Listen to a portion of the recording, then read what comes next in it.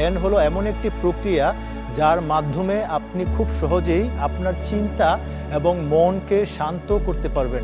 আপনি যখন আপনার চিন্তা এবং মনকে শান্ত করবেন তখন অটোমেটিকলি আপনার প্রেশার যদি আপ থাকে সেটি ঠিক জায়গায় চলে আসবে। প্রিয় দর্শক, আপনাদেরকে অভিনন্দন জানাচ্ছি আপনাদেরই প্রিয় অনুষ্ঠান স্যান্ডেলিনা রূপকথায়। সাথে আছে আমি সালদিন, আমার সাথে আছে শ্রাবণ এবং শিলা।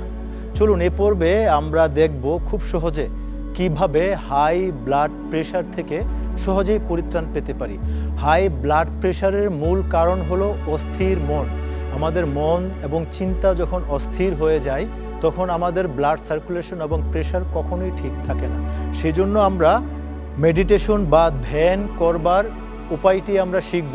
ধ্যান হলো এমন একটি প্রক্রিয়া যার মাধ্যমে আপনি খুব সহজেই আপনার চিন্তা এবং মনকে শান্ত করতে পারবেন। আপনি যখন আপনার চিন্তা এবং মনকে শান্ত করবেন তখন অটোমেটিকলি আপনার প্রেশার যদি আপ থাকে সেটি ঠিক জায়গায় চলে আসবে। সেজন্য ক্রস লেগ পজিশনে এভাবে বসে কোমর সোজা রেখে চোখ বন্ধ করে, চোখ বন্ধ করা মানে হলো আমাদের চিন্তাকে একটি জায়গায় আনবার একটি সুন্দর পরিবেশ সৃষ্টি করা। আপনি ঠিক এই প্রক্রিয়ায় গভীরভাবে শ্বাস গ্রহণ করবেন এবং ধীরে ধীরে শ্বাস ছাড়বেন। আপনাকে মনে রাখতে হবে, আমরা যখন গভীরভাবে শ্বাস গ্রহণ করি এবং শ্বাসটি যখন ধীরে ধীরে ছাড়ি তখন আমাদের সিস্টেমের মধ্যে প্যারাসিম্প্যাথিক নার্ভাস সিস্টেম অ্যাক্টিভেট হয়। প্যারাসিম্প্যাথিক নার্ভাস সিস্টেমটি হলো আমাদের শরীরে একটি শান্ত অবস্থা। এই শান্ত অবস্থাটি যত বেশি আমরা তৈরি করতে পারবো তখন আমাদের ভিতরের যত বায়োকেমিক্যাল আছে যেগুলো সিক্রিয়েশন আমাদের ভারসাম্য রক্ষা হয় না, সেটিকে আমরা খুব সহজেই ভারসাম্যে নিয়ে আসতে পারবো। এটি আমরা প্রত্যেক দিন সকালে ঘুম থেকে উঠেও আমরা করতে পারি কিংবা রাতে ঘুমাবার আগে এই প্রক্রিয়াটি অনুসরণ করতে পারি।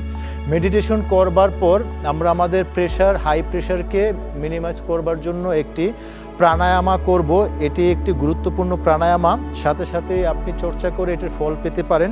এটির নাম হলো অল্টারনেটিভ নোস্টাল ব্রিদিং। ডান হাতের বৃদ্ধাঙ্গুলি দিয়ে ডান নাক বন্ধ করব। যেহেতু ডান নাক বন্ধ করব, এখন বাম নাক দিয়ে সবটুকু দম ভরে শ্বাস গ্রহণ করব। সবটুকু শ্বাস গ্রহণ হয়ে গেলে বাম নাক বন্ধ করে ডান নাক দিয়ে ধীরে ধীরে শ্বাস ছাড়বো। আপনাকে মনে রাখতে হবে, আপনি যেই পরিমাণ সময় নিয়ে শ্বাস গ্রহণ করবেন তার চেয়ে বেশি সময় নিয়ে শ্বাস ছাড়বো। আমরা যখন শ্বাস ছাড়বার সময় আমাদের কেবলমাত্র প্যারাসিম্প্যাথিক নার্ভাস সিস্টেম অ্যাক্টিভেট হয়।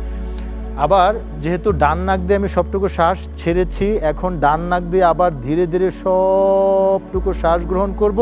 ডান নাক বন্ধ করে বাম নাক দিয়ে ধীরে ধীরে সময় নিয়ে শ্বাস ছাড়বো। এটি কমপক্ষে দুটি মিলিয়ে একটি রাউন্ড হবে। এভাবে আমরা 12 থেকে 14টি রাউন্ড আমরা করব।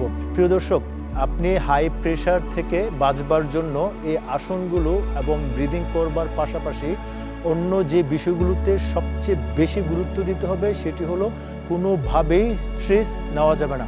আমরা যখন স্ট্রেস বা বিক্ষিপ্ত চিন্তা থাকে তখনই আমাদের প্রেশারগুলো তো হাই হয়ে যায়। সেই জন্য আপনি সবসময় মেডিটেশন করবার চেষ্টা করবেন।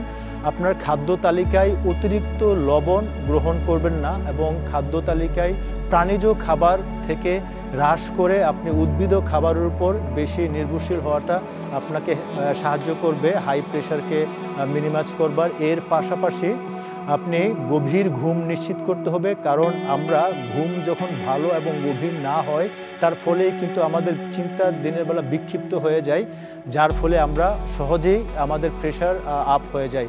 এগুলোর পাশাপাশি আপনাকে একটি সুন্দর স্বাস্থ্যসম্মত জীবন প্রক্রিয়া অনুসরণ করেই কেবলমাত্র আপনি হাই প্রেশার থেকে পরিত্রাণ পেতে পারেন। নিয়মিত আপনি কাঁচা রসুন চিবিয়ে খাওয়ার সেবন করার অভ্যাসের ফলেও আমরা হাই প্রেশারকে নিয়ন্ত্রণ করতে পারি। প্রিয় দর্শক, আগামী পর্ব দেখবার আমন্ত্রণ জানিয়ে আজকের মতো এখানে শেষ করছি। ভালো থাকুন, সুস্থ থাকুন, আমাদের সাথেই থাকুন।